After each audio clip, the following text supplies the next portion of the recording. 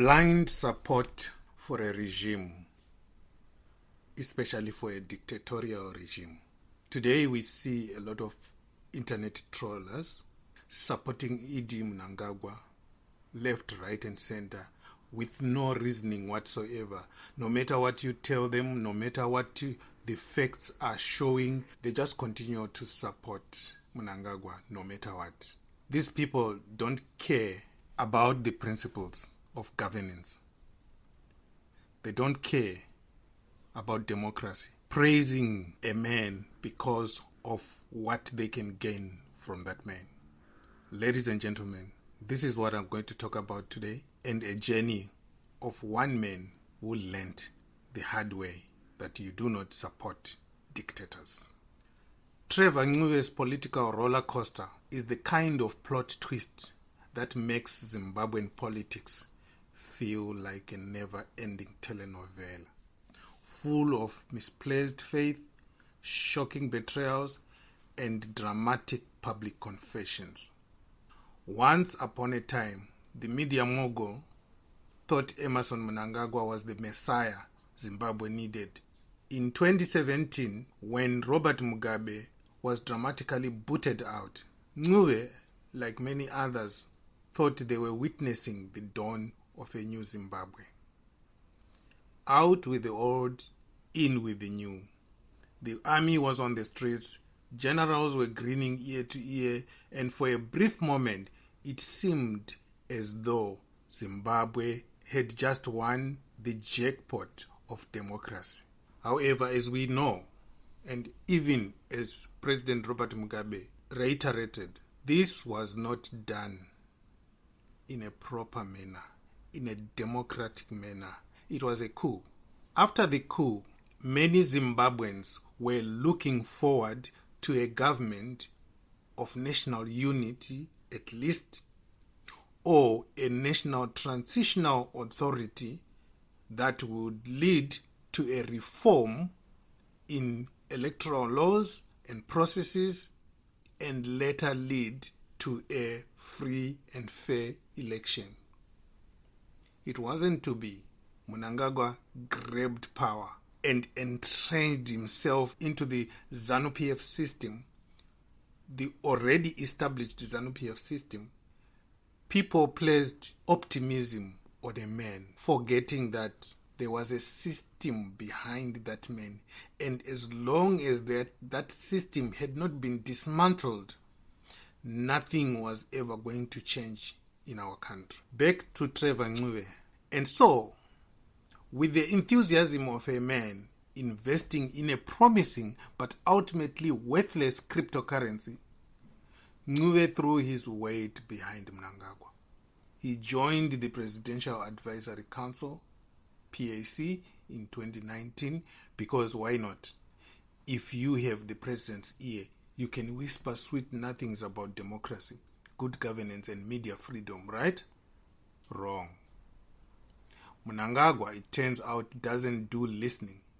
He does talking, usually about patriots and economic vision, or in quotation marks, while the only visible vision is of Zimbabweans standing in fuel queues and hyperinflation chewing up salaries like a hungry crocodile in the Zambezi.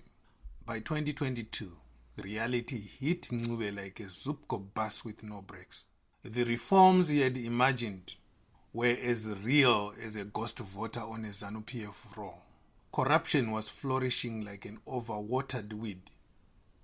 The judiciary was more captured than a shoplifter at OK. And Mnangagwa's idea of press freedom was making sure journalists had the freedom to praise him, or else. Ncube had an epiphany. He realized live on air that he had been dead wrong about the men he once defended. Unlike many who would stubbornly hold on to their mistakes for the sake of pride, he did something remarkable. He admitted it. Yes, Trevor Ncube actually said, I was wrong. If only some of Zimbabwe's leaders could develop that level of self-awareness, maybe the country wouldn't be the political graveyard it is today. I get excited and we say, this is it, let's go home. And there was a buzz, amazing buzz. Zimbabwe things are going to begin to happen rather. And I was one of those people that stood up first of all, perhaps the first people that stood up and said, give Emmerson Mnangagwa a chance, and how wrong I was. But why did I say that? I say that because I said, this man has sat in the same room with Robert Mugabe. He's seen what Robert Mugabe did in the country. Maybe he's really interested in turning things around. Point number one. Point number two, this man played a role as far as Gukurawundi is concerned, the massacre of over 20,000 people in Matabeleland. Maybe it's time for him to make amends for that. So I was generous in my spirit as a God-fearing man that this man was about to do a turnaround. Again, was I disappointed. I was actually approached and agreed to serve in the Presidential Advisory Council. So I've been, as I've said, at close range with the President, advising him on a number of issues. But I've since retired, stepped down, because I can see this thing is not going to end well. I think the lesson that we've gotten, all of us, is that anybody who embarks on a coup does not usually do so because they want to promote democracy, widen economic prosperity, and so forth. The people that launched the coup in Zimbabwe were interested in protecting their small personal interests, ethnic interests, business interests, and economic interests. With that, Ncube quit Mnangagwa's advisory council, probably realizing that the only advice the president ever took was from his own reflection in the mirror. He returned to what he does best, running a media empire and exposing the very system he once thought could be reformed from within. But Mnangagwa's government, like a bitter ex, does not take rejection well. The man who once smiled at Ncube as a trusted ally was now eyeing his media house like a hyena staring at a limping impala. Enter 2025.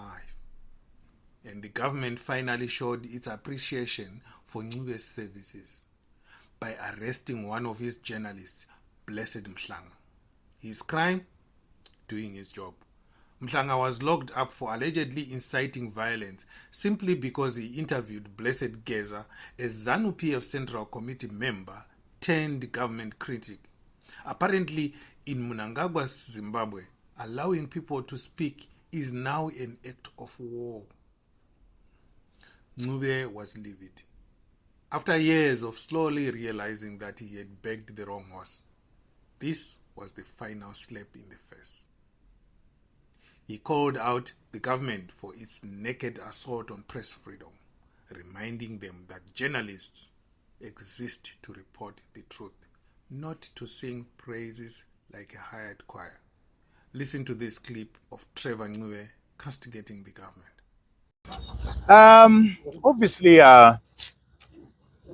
it was to be expected. It's no surprise at all. I think the surprise would have been if we'd gotten a sense that the court had seriously applied themselves to the case that has been brought before them. It's saddening, it's heartbreaking, but that is what it is in terms of the selective application of the law in our country. Criminals are let to go scot-free. The innocent and the weak are subjected to the law in a selective kind of manner.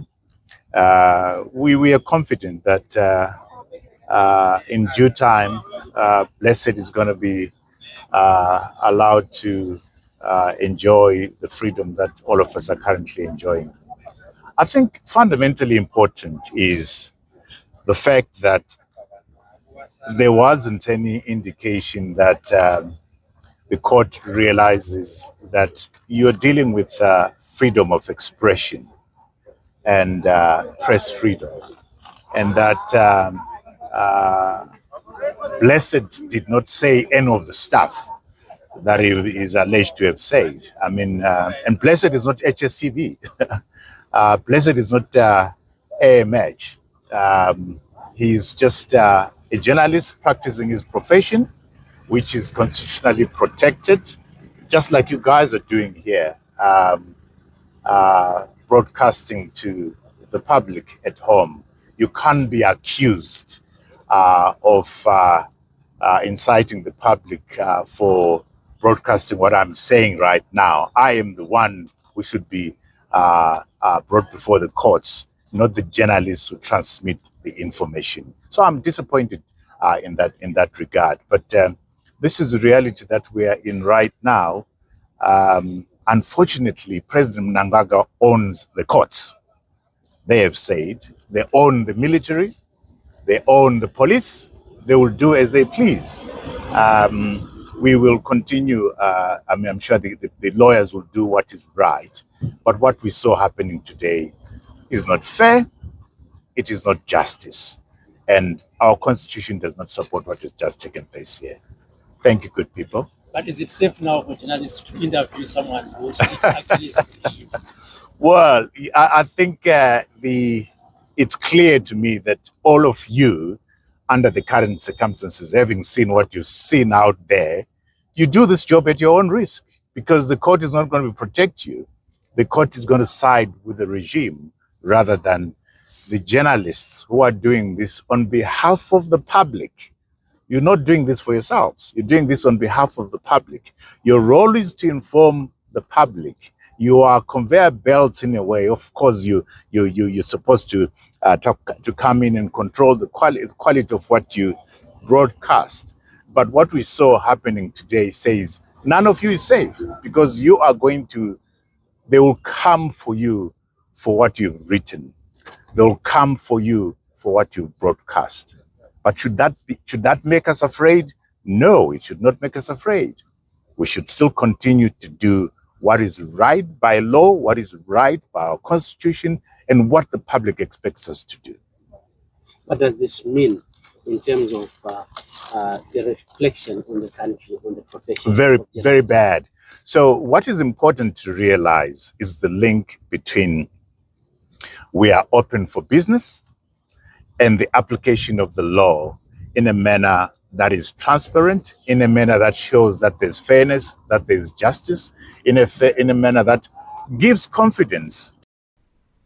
Of course, Mhlanga wasn't the first casualty of Mnangagwa's intolerance. Just a few months prior, in November 2024, opposition leader Jameson Timber, and 34 activists were also thrown into jail for daring to exist while not being members of ZANU-PF.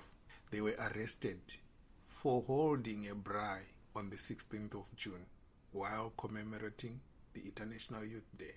The crackdown on dissent was in full swing, and it had become painfully obvious that the so-called Second Republic was just Mugabeism 2.0. Same script, new actor, and a different scarf. Or rather, a scarf. Trevor Ncube's journey from Mnangagwa's supporter to one of his most prominent critics is proof that people can change. More importantly, it's a cautionary tale for anyone who believes in politicians instead of principles. Supporting democracy is not about supporting individuals. It's about supporting systems that ensure no one man can turn a country into his personal playground. Ncube's mistake was putting faith in a man instead of in institutions. The institutions were still the same. The institutions were not reformed. The only thing that had changed was the leader of those institutions. Trained, indoctrinated, under the same system, under the same regime. His redemption came when he admitted his mistake, walked away, and returned to the fight for press freedom and accountability. The lesson here, democracy is not a fan club where you pick your favorite player and defend them no matter what. It's about holding power accountable, no matter who wears the presidential sash. And if you ever find yourself in a position where you realize you backed the wrong leader, don't double down. Own up. Speak out.